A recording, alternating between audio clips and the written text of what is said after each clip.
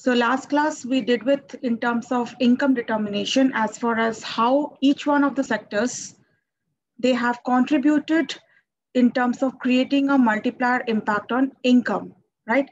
Be it the governmental sector in terms of creating the tax multiplier or through your government expenditure multiplier or with the help of transfer payment multiplier, or be it with the level of your firms which has come forwarded with the help of your investment multiplier, or with the inclusion of foreign trade, which you saw that how foreign trade can have a both positive as well as the negative impact on generating the level of trade. So for that matter, you have been aware with one part of the generation of income, which is done by the sectors. But as you know that for the economy, in order to keep on running, in order to keep on the ball of momentum of income going, it is not only the sector which has to only contribute in terms of income determination. There are certain other players who has to equally contribute in terms of generating the money supply. So who are these other players? They are none other than the banks, either it is the commercial banks or the central bank or your various NBFCs, which are your non-banks, and the role of other financial institutions like your microfinance institutions, your other financial institutional lenders. So how each one of them contribute to your generation of money supply. So this is what the today's session will be devoted towards. And for that matter, before I start with, let me give you a glance about what is the essentiality of what is the essentiality of money is, and how has money taken its role from the further course of actions. So as you had been aware of before money has started, it was with the level of system which has been into the form of the barter system. So how the transitions of money has taken into the stance right from barter system to the level of cryptos which are being existing right now in the current scenario. So barter system, does it exist now? Do you find the existence of barter system? You might say that, okay, your grandparents, your ancestors or your forefathers, they were somewhat transacting in this mode. But do countries conduct the exchange or the medium of transactions in the form of barter system? No. No? No. How many of you go with no? And how many of you go with yes?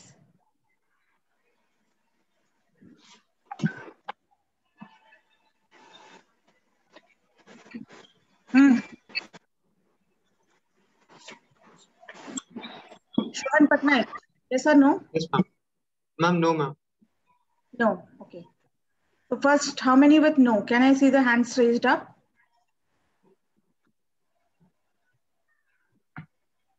14, 15, okay.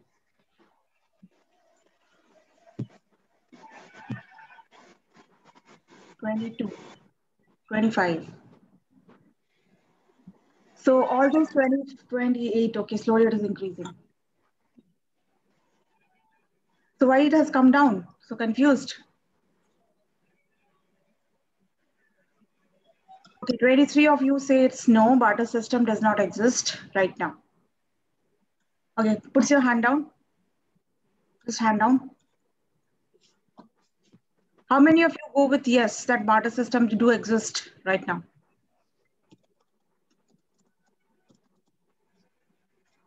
Barter system do exist right now. Bhaskar. Anyone else? Barter system exists right now.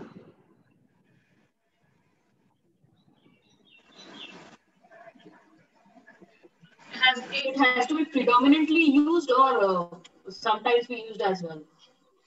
It's not, I didn't say it is predominantly. It's about existence. Does it exist or not? That's all. Then I'll go for yes. It's about existence. Seen it. Barter system exists in the current scenario or not? That was my question. Okay. So you change your mind, Ashmita, from no to yes? Yes, ma'am, because I have seen it till date that it is being used in some of the villages. Fine, fine. So 3 of you with yes, and 28 of them have said no. Okay, first of all, those who have said no, why do you say it is no? So barter system, according to you, is a form of transaction where is the exchange of goods against goods or services, whatever. So you say it is no. Right now, you do not see much of those exchanges which has been gone in terms of goods against the goods. It was what was the one of the form of transaction which was carried out earlier. That is why you took up this reasoning, right? Yes? Any different Yes. reason? Okay. No. Those who have gone for yes, they have existence. So in what form do you say it has an existence? Yes, first Vazma. As far I have seen in my mother's maternal village, I have seen that farmers are plowing the land in exchange of grains, which they will receive. So it's Exactly, not in ma'am. form of money. I have seen that I've also. seen that. Yes. In the native villages, Right. and they do that till now. So what conditions have pushed them to continue for that? I would try to figure it out. No, ma'am. Yes, ma'am, because buying a commodity or a product with money due to this due to the due to the high rise or high price of the commodities are very tough. So they are like, give me the commodity itself. I don't have to buy it. I'll just feed my family with the commodity. Which So it's basically a need of exchange, right? Something which I have in plenty and something which the other partner or other firm of the who requires it, they don't have it. So they can go for this forms of exchange. One of the varied kind of, I'm talking about the global exchange, which for still now follows the barter system, is Indo Oil for Iraq programs. That is Indo-Iraq Oil for Food programs. So if you look into this kind of exchange transactions, which is going on in between India and Iraq, if you know, Iraq and Iraq, they are considered to be one of the major players of oil producers. But still they are struggling in terms of food production. But India, which is rampant, ample with food production, they are struggling with oil production, right? So in that sense, it is not that India cannot produce oil. It can produce oil, but in case India starts producing oil, the cost of extraction will be rather more than the cost of the imports. So this is what is the factor endowment principles calls for in terms of the exchange of food for oil programs. Similarly, Iraq cannot produce food because anywhere you just dig, you will get oil. So it is not, the reason is not much good enough for the production of food grains. So they require food. So on the basis of the dearth of a particular resource, vis-a-vis the plentiness of a particular resource, which they want in exchange, so that calls for basically a form of transaction, which yes, still continues in the form of a barter system. So you may not say that it exists in a very, very predominant manner, but still then you will find its existence in some form or other because of the basic principle of your factor endowment principle. Factor endowment very clearly states that a country which is relatively having plenty and the cost of production is rarely cheaper in comparison to the one in which they cannot produce, they try to go for such kind of system, program exchange in the form of barter system. So this is how initially we started with the evolution of money. After barter system, you saw the commodity market which came into existence. So commodity market, again, you will go back to the level of which was exchange, which was done by your ancestors phenomenon, where you find the value of money was in the form of, yes, anyone? Commodity money. Any idea? There were when you are doing exchange a commercial good instead of a commercial good whose value is actually same. No. It is not with commercial good, but it is something which is dealing with the value. Silver and copper The coins. gold coin, silver coin. Pehle Raja Maharaja, they were dealing with mohars, gold mores, right? So these were what? These were considered as a commodity money because in exchange that only works in a the money only the was similar backed commodity. by, yes, the money was backed by a certain amount of valuable items, metallic items. Either it was in the form of gold or silver or bronze. So depending upon the relative strength of each one of the currency, they were how it was valued for, right? So that is why they were basically considered as a form of the commodity money. Next, the transition took up into the form of your paper money. Again, paper money was divided into two forms, your convertible paper money and inconvertible paper money. So basically, convertible paper money was something which could be converted into the value, right?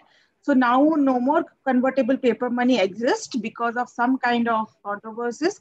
But inconvertible paper money were something which cannot be converted. But these paper monies, they are legally backed by certain amount of reserves. As I was mentioning earlier, printing of currencies, printing of notes, RBI, whenever it tries to print currencies, these currencies are always backed by certain legal reserves. That is why it is very, very difficult in order to print currencies, and it is expensive affair, right? So these are what somewhat known as inconvertible paper money because they are backed by certain legal standards or legal reserves. So this is existing. The inconvertible paper money are still existing. In paper money, you might have come across a certain kind of money which is known as your fiat money. Fiat money, F-I-A-T, fiat. So basically, fiat money are somewhat which is considered as a declared money, right? And this money, they solve the relevance of the government. They are supported by the government strength, but they are not supported by any value strength. For example, for certain period of time, if the government wants that the country is running within a cash crunch, and it wants to push certain amount of money into the economy, it will declare that okay, this will be the fiat currency which will be in existence from this time period to this time period. But these currencies, they do not have any value. They are not backed by any legal reserves or any value, but they have the support of the government because on the announcement of the government, because these are something which as your considered as your declared money. During emergency, the government basically tries to come up with certain kind of declaration that certain amount of coins and currencies, they will be, for a matter of period, they will be considered to be in circulation. But after this period is over, no more this money will have any value. So that is what is considered as a fiat currency or a fiat money, right? So have you seen fiat currency existing in any scenario? Various countries, they have gone for this fiat currency. You may consider certain amount of coins, the 10 rupee note or the 100 rupee, the 1000 or 1000 rupees note, which were considered to be in existence for a certain period of time. But after the demonetization step, government state that no more this will be in use, right? So subsequently that for a period of certain 5 months, you were allowed that the value of the currency will exist. But after that period, what happened? No more that currency had any existence. Even if the currency is there, but it exchange value is completely zero. That is what is considered as a fiat money. Simple, plain and language, you can call them as a declared money. Declared in the sense that at certain point of time, when the money is declared that it will solve its relevance in terms of its value, it will be having its importance in the economy. But the moment government declares that after this period, no more this currency will have any value in the market, then the same currency will have a zero value in the market. So that is why fiat money are somewhat considered as a kind of emergency money, which is being pushed into the economy, into the system during the time of your cash crunch or when the economy requires the need of those money. So this is also a form of this paper currency. Next form of transition we have with your demand deposits. So basically these demand deposits are nothing but it includes your CASA. Yes, anyone? What is CASA? CASA? Current account, savings account. Very good. Current account, saving accounts. Typically, which is your CASA. So all of you have your accounts in the form of your saving accounts, right? So in your saving accounts, every time, anytime you want, can you not draw your money either through your ATM or through your credit cards? You can use this, right? That means on demand, you can withdraw the money whenever you need it. That is how the kind of transition of money has taken a turn, which is demand deposits. On demand, you can withdraw the amount of money from your existing resources, from your existing sources of your demands, deposits, which you have in your respective banks. So that is what is your demand deposits. Then slowly, your generation completely, they have seen mostly the rampant form of e-money, right? So where it has turned up into your e-wallet in terms of your Paytm, your e-wallet, whatnot, right? So that is how money has taken a turn from your digital, completely your paper standard to your digital standard. And yes, Corona has been a major contributor for leading towards your digitization, right? If you look into the form of transactions which has contributed during this time, there was a maximum amount of GST collection which has done during this period. The tax to GDP ratio, particularly the indirect tax to GDP ratio, it has increased during this COVID time because almost all the transactions were carried out in which form?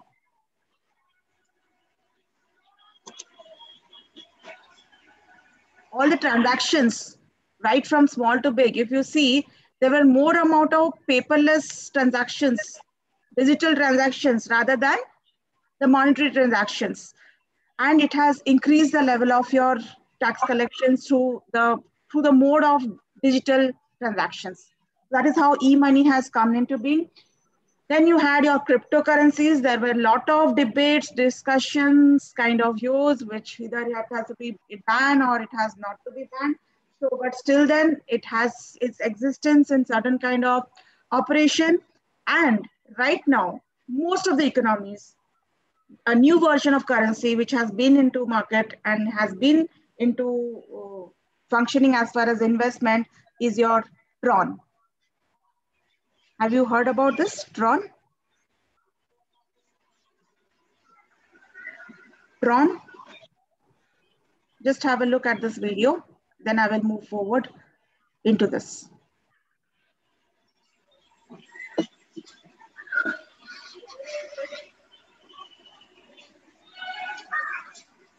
Somebody please, could you please mute yourself?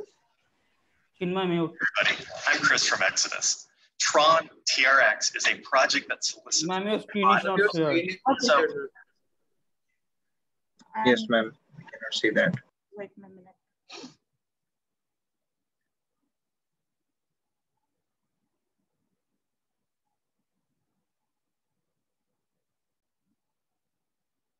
Tron founder and CEO Justin Sun has a very active presence on social media and is known for his flamboyant promotion of Tron and its products, such as BitTorrent, the TRX Tron coin, Tron wallet, and the blockchain blogging platform Steem. On June 2019, Justin Sun placed a record-breaking $4.6 million bid to have lunch with Warren Buffett, which immediately put Tron in the spotlight. And on January 23, 2020, Justin Sun and well-known Litecoin founder Charlie Lee had their $4.6 million dinner with Berkshire Hathaway's billionaire boss. That's an expensive dinner. What's the most you've ever spent on any meal with anyone? If somebody watching this video has spent more than $1 million on a single meal, please invite me next time and leave a comment because I'll be sure to get back to you. Anyways, enough about Justin. No matter what you think of Justin Sun, Tron's influence only continues to grow. Let's dive into Tron and the Tron coin TRX. Tron has ambitious plans to create a decentralized internet and a platform for smart contracts and decentralized apps. It's no secret that Tron intends to compete against Ethereum. Tron TRX is a proof-of-stake cryptocurrency that powers the Tron blockchain network. It's a censorship-resistant digital currency that acts as a medium of exchange and can be sent or received by anyone in the world who has a TRX Tron wallet. Because TRX is a proof-of-stake coin, there are certain rights and privileges that one has for holding them. Staking TRX gives its holder voting rights in Tron elections, which means they have a voice in Tron's governance. If you want to learn more about the ins and outs of proof of stake, click the link above. TRX is also used by content and dApp developers to create their own tokens on the Tron network. These tokens can be used for dApps and interact with smart contracts. If you're familiar with Ethereum, it's really not that much different than the power to create utility ERC20 tokens like Chainlink and USDT. On the Tron network, these types of custom tokens are called TRC10 and TRC20. Each has its own features and advantages. A great example of a TRC10 is the BitTorrent token, otherwise known as BTT. TRX holders benefit by receiving free BTT airdrops based on the amount of TRX they hold. The BTT is automatically deposited into their Tron wallet address on the 11th of every month until 2025. Much like Ethereum, Tron allows developers to build decentralized applications that can run on smart contracts. And while Ethereum is more popular than Tron as a smart contract platform, Tron boasts some impressive features. When it comes to scalability, Tron can handle 2,000 transactions per second. This is in sharp contrast to Ethereum's 25 transaction per second limit. Tron can also produce 3 blocks per second, compared to Ethereum's block production time of 15 seconds. And because Tron supports a variety of programming languages like Java and Python, it has the potential to attract a much larger pool of developers. This is great because it means more developers have the option of building their application on the Tron blockchain. Ethereum's primary language is Solidity, which is a relatively new programming language that isn't as popular as the others. So let's take a look at the non-technical side of Tron and toward Tron's business. Remember. So basically, what you gain to understand from this is how we have taken a transition right from barter system to the form of digitization and to in the form of virtual currencies, right? In the form of Tron. So Tron is right now the in form of investment, which found that the investors, those who are investing, they have shown a quantum amount of profitability because the value has increased from $0.09 to it has expected that it has shown a significant raise to a level of more than 100%. Suppose you are investing 1 lakh, there are chances of multiplying it to 2 lakhs or 4 lakhs even. So this is a very high risk game of kind of investment which has come up with Tron. So it is basically one form of digitization platform, basically your blockchain-based decentralized platform, and it is aiming at a free global digital content in terms of creating for the investment. So initially, as it was mentioned, you have heard that Justin, who was the founder of coming up with this digitization currency, and where investors, they have started investing and have found it very fruitful in terms of gaining certain amount of investment through it. So this is how it has improvised, and the evolution of money has started from one form to another. And you have seen in terms of the various possibilities of taking it through as how money is important in terms of fulfilling whatever requirements you have, and the evolution has completely solved your purposes from one to the another. Now, moving further, So basically, when you talk about the various sources of money, not much to explain further. We have explained about the metallic standard, paper standard, and the legal tender money, non-legal tender money, and how the various functions of money play its role in terms of taking up the use of transactions which every person needed.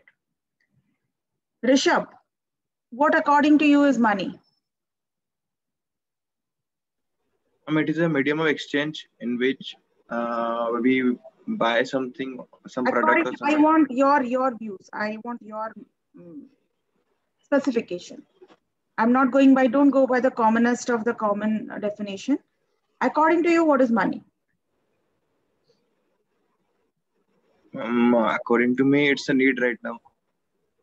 It's a need right now? Because, yes, so that you can avail for any form of music, any form of concert, you can pay for any amount for a live concert if you can go for, right? So this is what is one of the basic fundamental requirement which serves as a transaction purpose. Any other definition of money? No, actually, it is a piece of paper which has a purchasing capability. Okay. I mean, it's a piece of paper which has, if it has a purchasing capability, then it has a value. But if that same piece of paper do not have any purchasing power, it does not serve to have any value. Very good. Yes. Any other form of definition?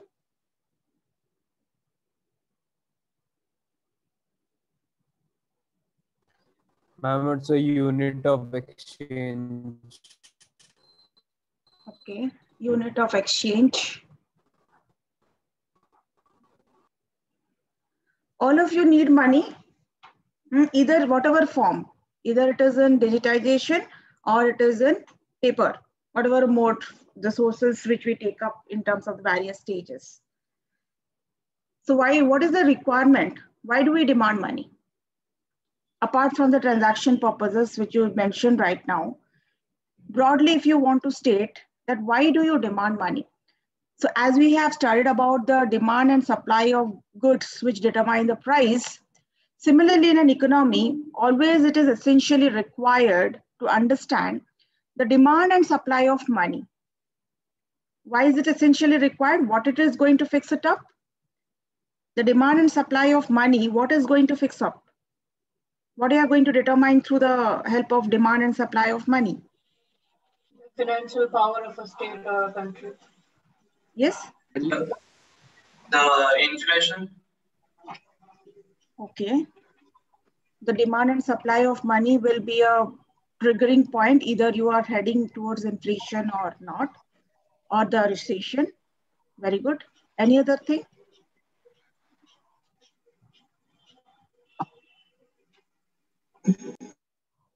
Any other point for which we need to have a decision between the fixation of the demand side and the supply side? It is all about dealing with demand and supply of money, which creates a proportion. Demand and supply of money, what does it decide or what does it determine?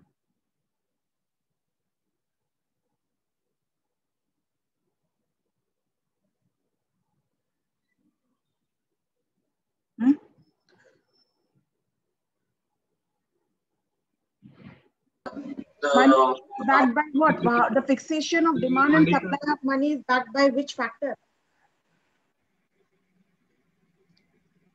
You would source money out of all those factors of production. You would source money in which factor?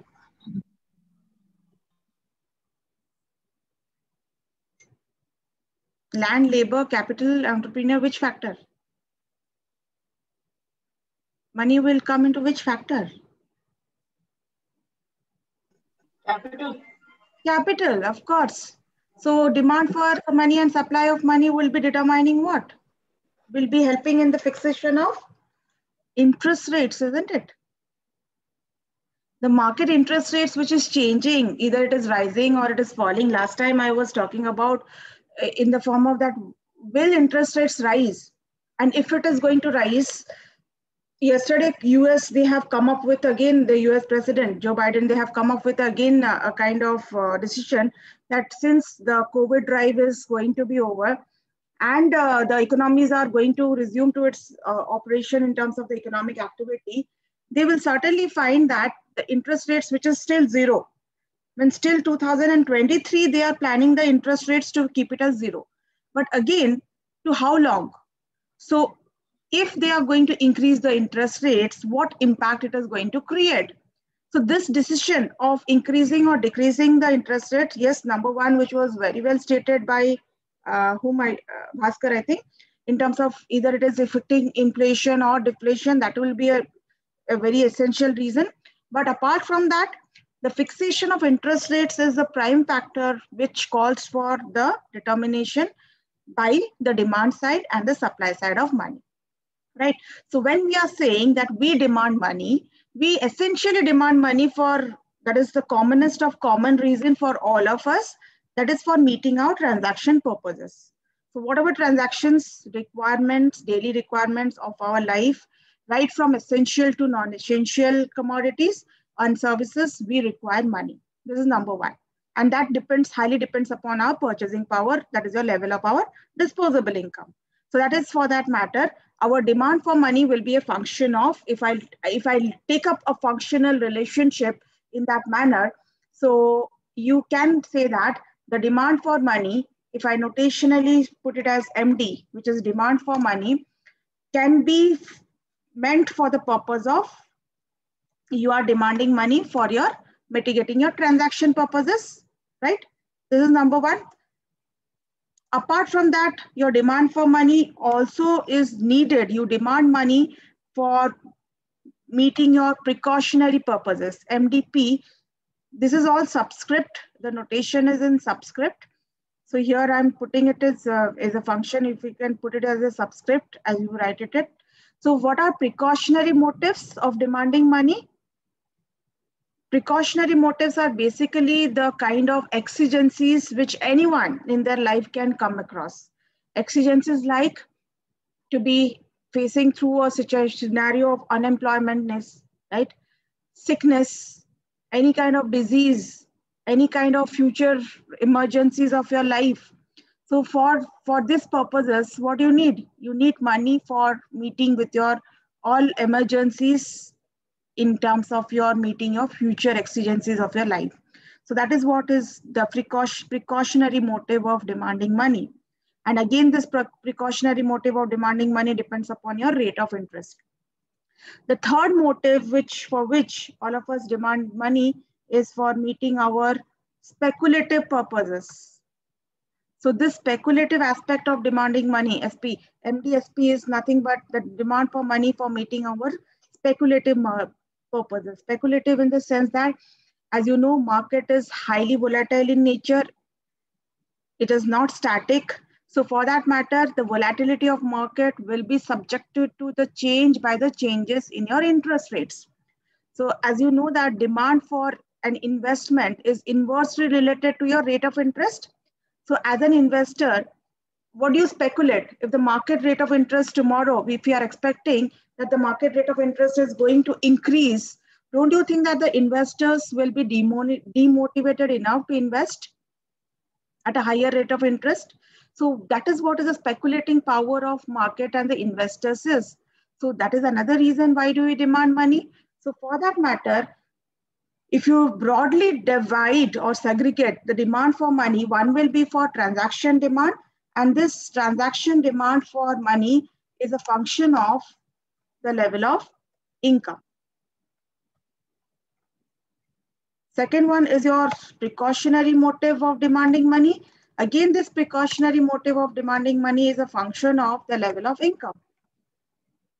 And the third motive, which is speculative demand for money, this is basically, it depends upon whom? It depends upon our market rate of interest. Because speculative is a power, is a kind of forecasting where you tend to see that either the market rate of interest are going to increase, and to that, how the investors, they are going to respond to the changing market rate of interest. So typically, this was what Lord Maynard Keynes, they have coined broadly, and that very clearly fits into the current market scenario, that why do we demand money? So this is what is the demand side, right? So again, as you know, without demand or without supply side, we cannot, the story is incomplete. So that is the reason it is essentially required to understand the supply side. So on the supply side, who are the players,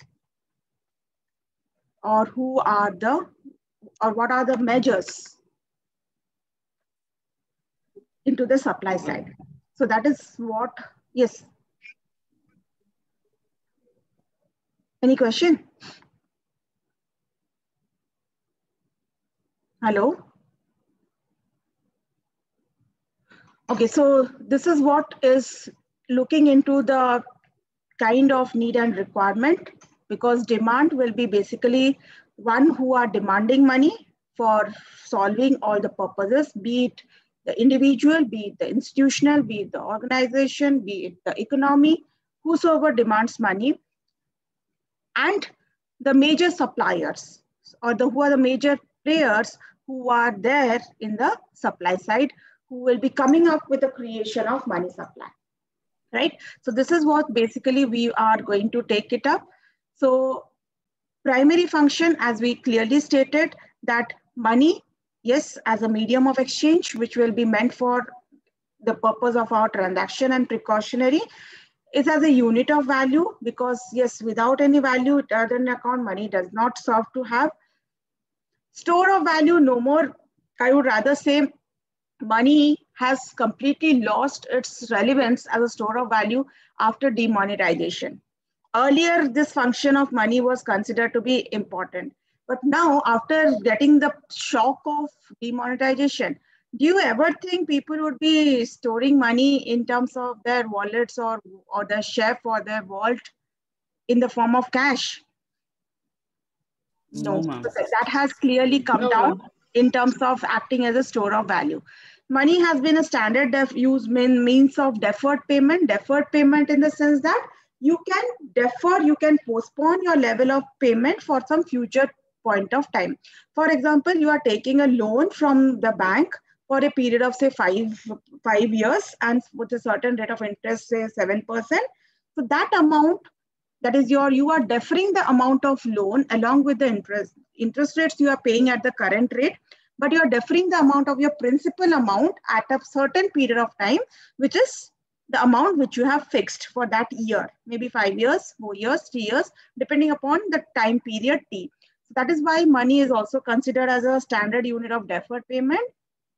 And yes, easily it has a unit of value, transferable value. You can transfer the amount of money whenever you want to and in any form.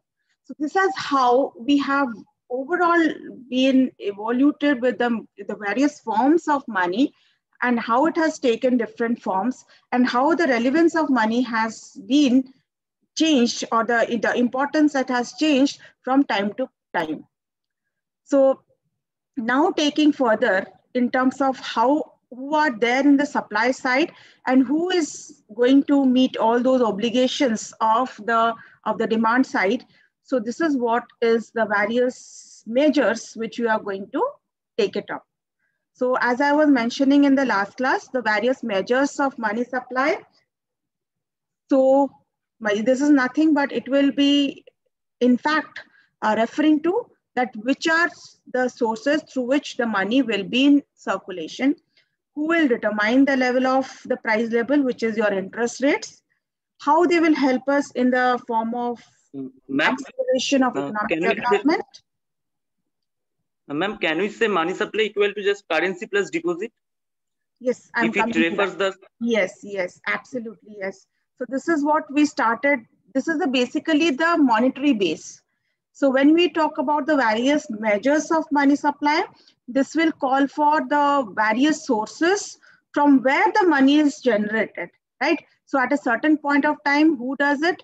And these are nobody else than whatever money is held with the public. So here public is not meant by an individual. Here public are who? Here public can be an individual, public can be an institution, public can be an organization. So these are all referred to as public because we are dealing with a macroeconomic scenario. Do not mean that public is only individual in nature. So whatever money is held with the public of that economy at a current period of time and which is in circulation, right? The money which is out of circulation is not a part of your monetary base. Along with that, the money which is created by the central bank, which is the RBI, and for that matter, the Fed for US, every country's central bank, they are the power of creating the money, and the source of creating the multiplier effects is coming with your various banks and your non-banks. So this is how from time to time the monetary policy have taken a turn in terms of framing outwards with policy measures, and how is that they act as a source of money supply from as we move from the various measures right from M0, M1, M2, M3, and M4. So these are basically the various measures. Ma'am, I had a question. Yes. Ma'am, in case of public, we are not including the banks. Ma'am, can we include the government? No. We are not including the banks. Yes, organization, I said, no. That is a part of public also. Okay. But can we include the government? Yes, you can include the government because that is also a public organization. It can be an organization, it is an entity, it is a kind of firm, or institution. These are all related to your public. So when you are mentioning the currency with the public, that means these are the bodies which are being comprising of the public, but public does not mean banks, right? So in that sense, when you are taking up the monetary base, every country has a monetary base, right? As you construct a building, first of all, you have to create the foundation, the base. The base has to be strong. And the various tiers of the building, they are being made up on the basis of the base, right? Similarly, a country's monetary base has to be very, very strong enough. So that is what is known as M0 component of measuring money. So what does this M0 comprises of? This M0 comprises of the currency which is held with the public, and these currencies are nothing but all those coins as well as notes which are in circulation, right? So which are out of circulation, that will be not considered as a part of currency. So this you can take it as C. Notation form of this factor is C, plus demand deposits which is held with the public. So which is your secondary market. Right now I was mentioning about demand deposits, whatever accounts you have in the form of saving account, your current account. So those accounts are a part of your demand deposits. Further, you can divide demand deposits into time deposits. Again, time deposits, anybody one who have done an FD for a period of say 5 years, 10 years, which is subjected to certain period of time, right? So once the time period is over, only you can break that FD. But before that, if you're breaking that FD, what is that? You will lose or you will lose. You will completely lose out the interest rates, isn't it? On the FD amount. So that is how typically when we take up the monetary base of the country, we look into the aspect of both, that is the cases which are related to your cash or the currencies which are existing, which are in circulation, and the demand deposits. So these two are fundamentally the primary part of creating a base for any country's monetary system. Be it India, be it US, be it Bangladesh, any country. So the monetary base of the country is being formed by these two major components, right? So earlier, we have slowly improvised upon your monetary base. So this was what was considered as the narrow money, which was only including the coins and currencies as well as the demand deposits. But now we have typically moved on to a broader money. And what are those components of broader money and how we have scaled up higher in terms of generation of money supply? So this is what exactly is going to explain. Further, this broad money has been typically divided into money and near money. Yes, very often also you might have come across certain terms, which is your near money. Any idea what is near money? Without Googling, please, if you can be honest with your any responses. What are near money? Any idea about what are near money? As the name suggests, near. It is a kind of liquid form. Available near ATMs. ATMs, okay. ATMs are exactly ATM you can consider as a form of demand deposit, because on demand you can withdraw the amount of your money with the help of ATM. Okay. Any other thing? Ma'am, the money in hand, that is new money, or the valuable. Money in hand is money. Actually, which will get in the form of liquid. 2,000 rupees note in my hand, cash in hand. That is money. That is. Then ma'am, the valuables we can easily convert it to money. Yes. By selling. Yes. Okay. That is your near money. So the difference between money and near money is basically the level of liquidity, right? Any assets or any instruments, financial instruments, which has the capability of being converted into money, right? Certain assets will have a certain time period to be converted into cash, but certain assets, they will not require much time period to be converted. Instantly, you can convert them into cash, like your treasury bills, your bills of exchange, your certificate of deposits, CDs, or if your gold bonds, right? So all these things are, if you consider your hard cash to be 100% liquid, all of these things which I mentioned right now, that means either it is your gold bonds or your CDs or your treasury bills or your bill of exchange. So these are somewhat which can be converted into liquid assets, right? So the level of liquidity varies from say 95% to 90% of all of this financial instruments. So these are your bonds, your equities. So these are typically what? All are your financial instruments. Treasury bills is a kind of promissory notes, which are a market instrument, which are issued by the government of India. And after the period of time, you can get it exchanged and you convert them into cash. That is what is a treasury bill. A credit note, right? So in that sense, these are certain kind of financial instruments which you can term it as near money. Very often during interviews also, these questions are being asked, what the difference between money and near money, and how do you associate yourself in the transactions of near money, which has been or which has not been into circulation right now. So that is how you need to be very well abreast with whatever the kind of scenarios has changed from money to near money. And if you will look recently, we are more trying to keep our assets in the form of near money rather than that of money, right? So we are discouraging to keep only in the form of cash, rather it is more has to be kept in the form of liquid assets, which is your near money, right? So from M0, we have come up with M1. So since M0 only included your C plus D component, your M1 includes just one level higher. So as I am moving from M1 to M2 to M3 to M4, I'm just adding up the various units to my monetary base. So M1 is nothing but it is a kind of money supply or a measure of money supply, which includes your C, which is already, we have discussed, that is your currency or the coins which are in circulation with the public. D, which is your demand deposits with the public, remains with the commercial banks as well as the various cooperative banks. Yes, one of the important thing which I mentioned, some of the kind of transactions are also carried out by your non-banks. So basically, it is not only the banks who are the major source of money generation.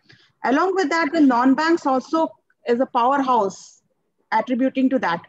You might be aware that various non-banks has come into operation, NBFCs, like, can you name few of the NBFCs or NBFIs, whatever you may term it as, either NBFCs or NBFIs. Can you name few of them? Hello?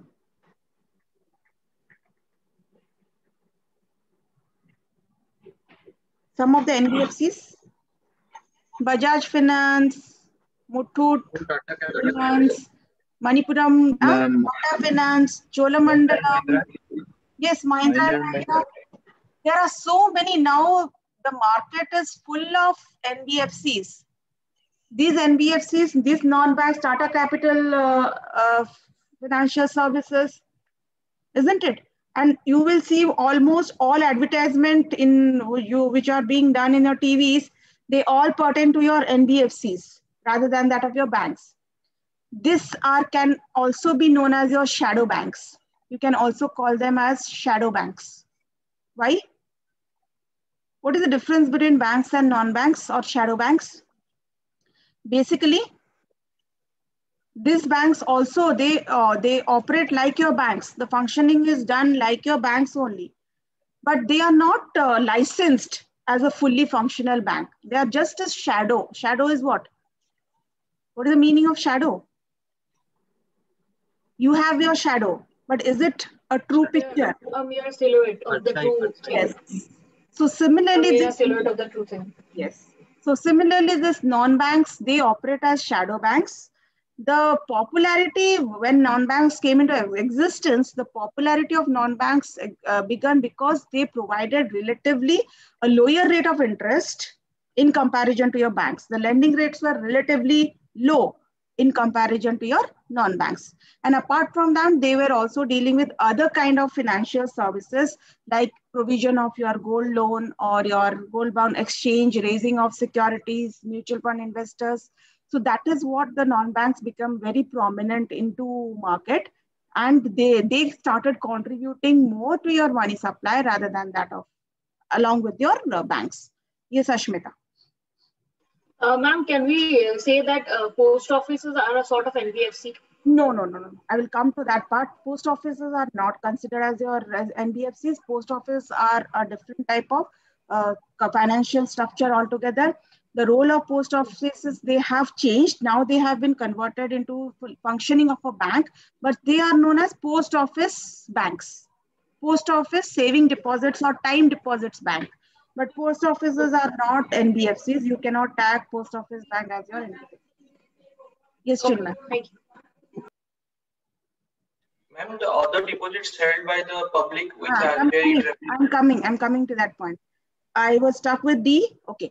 After that, OD. OD is what? Other deposits which are held by this public with RBI. So what are these other deposits? Other deposits are nothing, but these are certain kind of deposits which is held by the public with RBI, with IMF, with your World Bank. So these are the other deposits. You might be aware that certain banks, like suppose for example, Bank of SBI having reserves with RBI. These are also considered as an other deposits. Or Bank of India having deposits with SBI. Or say for example, Indian Bank having deposits with Bank of India. So these are what considered every bank within themselves, they maintain certain amount of reserves, they maintain certain amount of deposits. So that is what is considered as a part of your other deposits. Yes. Ma'am, most of the time the other deposit is actually neglected while calculating the M1. Why? While calculating M1? I mean, narrow money. Other deposit is neglected.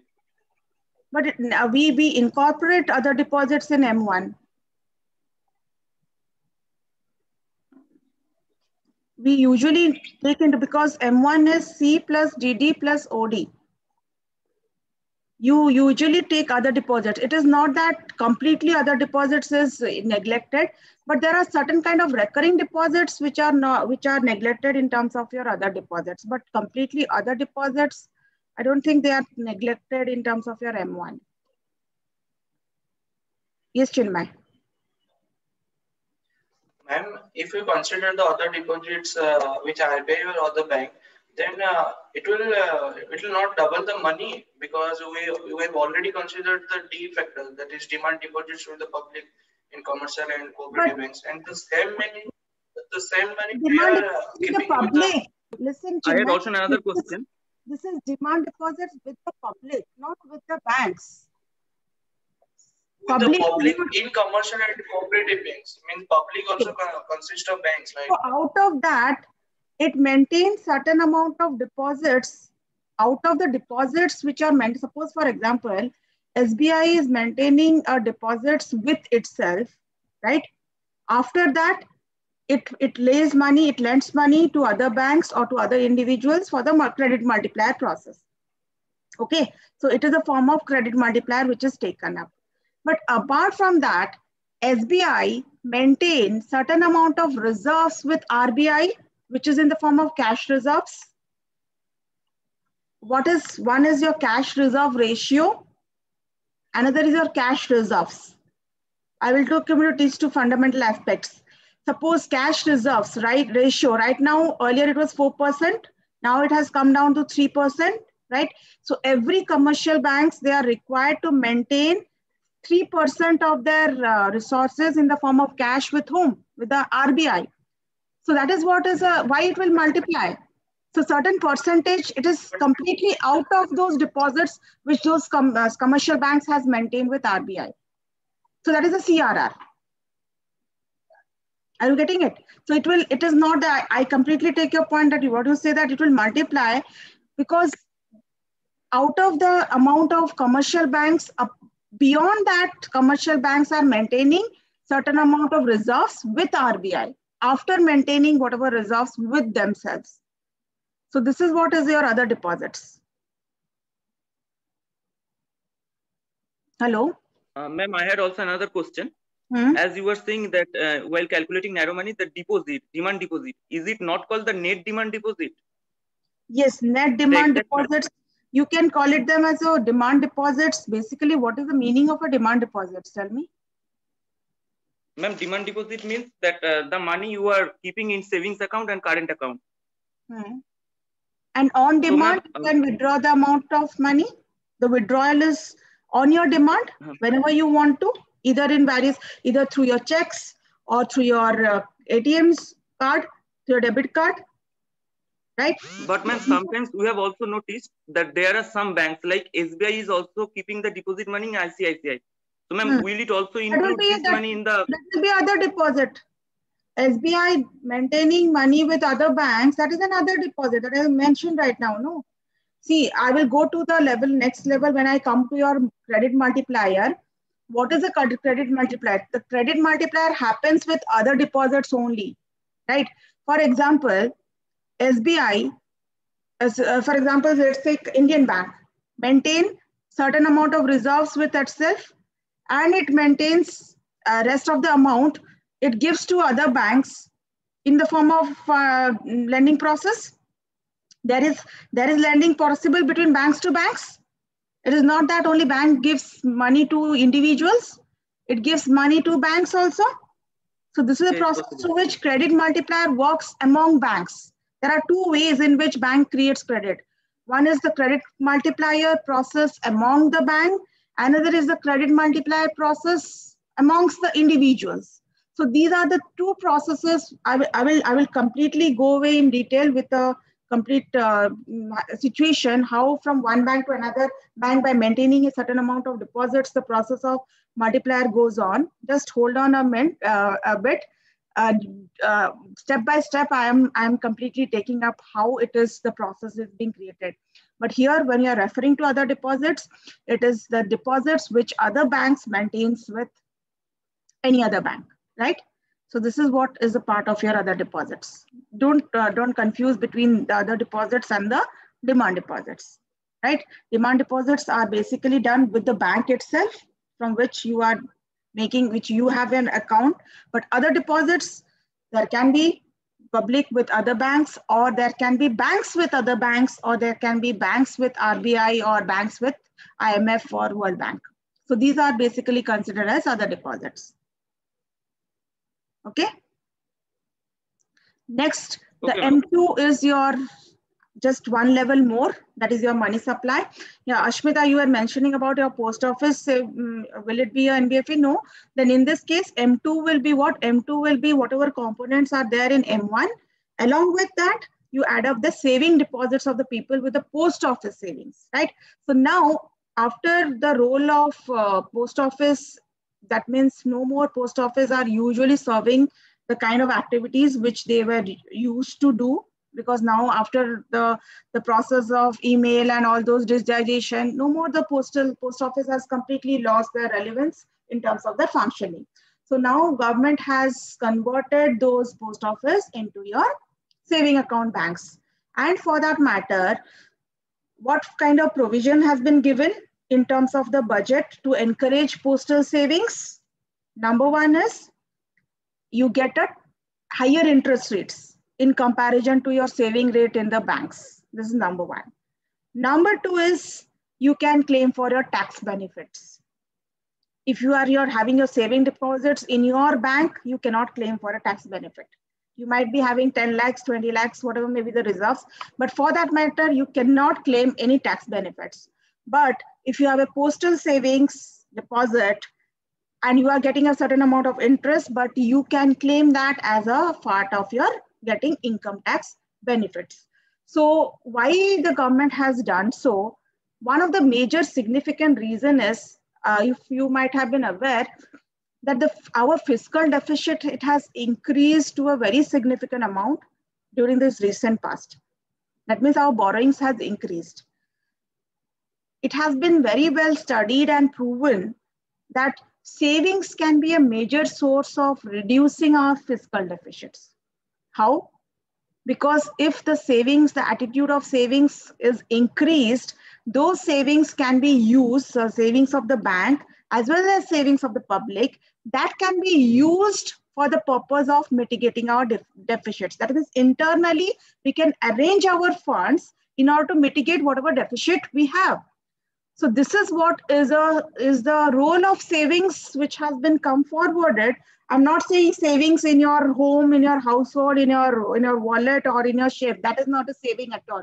Don't confuse it. Your savings refers to the savings done in the proper institutional sources which has been created by the government. Because government can use this save in order to generate the funds for mitigating the deficit. And if savings are acting as a source of mitigating the deficit, don't you think that our amount of borrowing will reduce? Our external borrowing will reduce. So this is savings is only possible when your income will be greater than your higher than your expenditure. So yes, of course, that is what the inflation. That is what is the way the inflation rate is going on. So how we common people would save? Yes, that is what is now. That is a significant reason. When with every increase in the rising prices, it will be affecting the saving rate. Right. That is why we are time and again we are trying to control the level of inflation. That is again one of the most important agenda of every government. US May yesterday the report came out that their inflation rate is still below 2%, right? And they are expecting to just increase within a range of 2.2 to 2.3%. Just yesterday, if you can follow the report, it has come up with the US inflation rate. But don't you think that US economy, as per their level, inflation is too low? The prices, that is why if you come across with the purchasing power parity, in our case, we are ranked 3 as far as the purchasing power parity. China. Yes, why is it so? Because our rate of inflation is very high, that we have matched to the advanced countries in terms of our purchasing power. Yet with having a lower amount of indicators with the help of our GNP and your GDP index. So that is another interesting scenario, which I will take it up when I move on to our exchange rate chapter. So, but each of these things are related and they have an impact on dealing with your monetary supply. As I mentioned, macro is something I cannot study in isolation. I have completed module 2, no more I will be discussing, or there will be no more any kind of connection with module 2. No, each of this module are very much interlinked with each other. So you cannot say that module 2 is over, let me shut it down and I will proceed to module 3. This is not like that, okay? So I hope M2 is clear. M3 is what? M3 is considered as a broad money, which includes M1 plus the time deposits with the bank along with the euro dollars. So euro dollars are nothing, but this represents the certain amount of our exchange in terms of your foreign transactions, foreign currencies. Why euro dollars has been taken? Because significantly these are the 2 affluential currencies which are having very high value. So that is what is considered as your broad money, which is M3. And M4 is not your M3 plus total post office deposits. So if you will go in the right now, 2 years it has been now, that the gap between M3 and M4, it has significantly reduced. As I was mentioning right now post office deposits, they have been converted, they have been operated into completely a kind of the saving deposit banks along with the time deposits, right? So since the role of post office is not only saving deposits, but also time deposits, so this component has already been there in our M2. So that is why slowly and slowly the gap between M3 and M4, it has minimized. No more the gap, the differentiation lies between M3 and M4. Even if RBI has, and these 4 measures which you are seeing, this is the measures which has been laid out by RBI. RBI has come up with this 4 major measures of money supply, of defining money supply, right? But in that sense, when you found that the role of post office has undergone a change after the incorporation of its banking habits, so the gap between M3 and M4, that has significantly reduced. So this you can also mention during, also I have seen interviews where they have asked, why is that M3 and M4, slowly the gap has minimized or it is negligible? What is the reason thereof? So this is how the broader levels of money supply can be computed right from your monetary base, that is from M0, M1, M2, M3, and M4. But M4 now you can say for the time being that the gap has been minimized. So that is how we have transformed from a narrow level to our broad money supply, which covers all those units of money generation. Okay. So this is what is how the various units or the major suppliers of money is being done. And now with this knowledge, with this refinement of various measures, we will take it forward, how the multiplier impact of money is creating or adding to our monetary measures. So what is the role of the multiplier effect? So that thing I will move on to our next class. Okay. Ma'am.